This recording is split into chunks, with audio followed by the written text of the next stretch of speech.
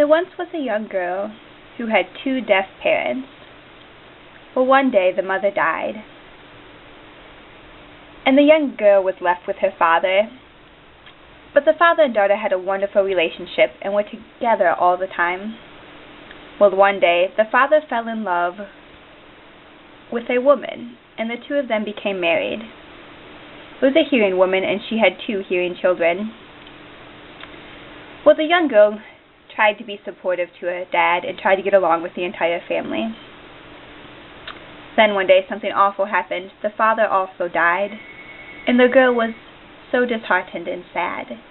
And she thought, now I'm stuck with a hearing family. I won't be able to communicate with them or anything. So the young girl grew up. And there was no sign language involved in the house. In the past, when her dad was living, she was able to communicate with him and use sign language. But this family was hearing, and all they did was talk. Her stepmother and step-siblings only knew how to speak orally. So every day the girl would wash and clean the house and work in the basement and do all sorts of chores. She had no interaction with any deaf people, and she was very sad.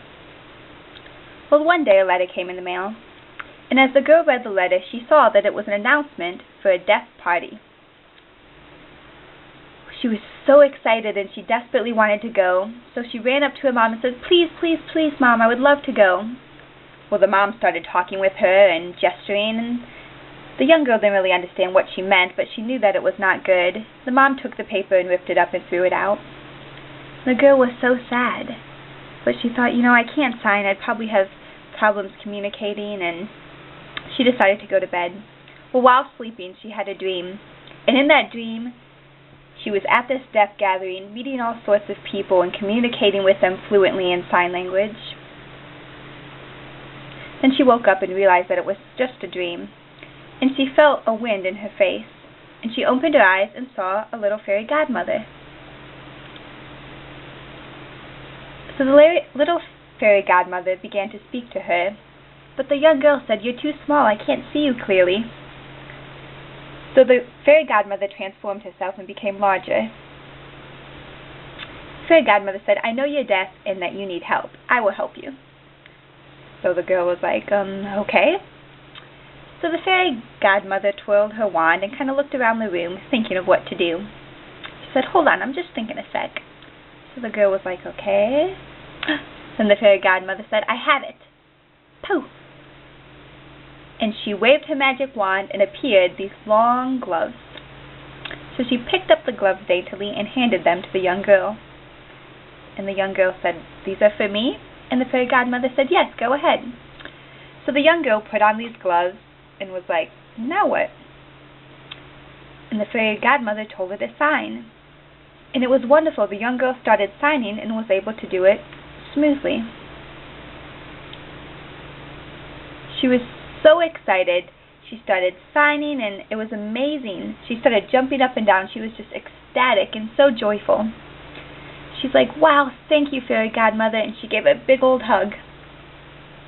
The fairy godmother said, "See you later," and poof, she was gone.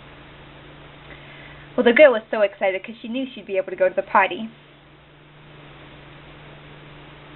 So when it was time to go, a carriage appeared, and she was able to get in and go to the party. She had this beautiful flowy dress on, and her hair was pulled back, and she had makeup on, and she was just glistening.